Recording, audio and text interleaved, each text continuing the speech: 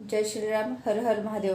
आपल्या सर्वांनाच माहिती आहे, सगळ्यांच्या घरामध्ये देव आहेत, देवांचे फोटो आहेत, बरोबर. तर प्रत्येक देवी देवतांच्या हातामध्ये आपल्याकडे किती देव आहेत? 33 कोटी देव आहेत, बरोबर. तर त्या प्रत्येक देवाच्या हातामध्ये शस्त्र पण आहे आणि शास्त्र पण आहे. मग आपल्याला वेगळं सांगायची काय गरज लागत आहे आज, हा मला तुम्हाला सगळ्यांना प्रश्न विचारायचा आहे, खास करून महिलांना. कारण प्रत्येक देवीच्या हातामध्ये शस्त्र पण आहे आणि शास्त्र पण आहे. ते आपल्याला सांगतात काय, शिकवतात काय?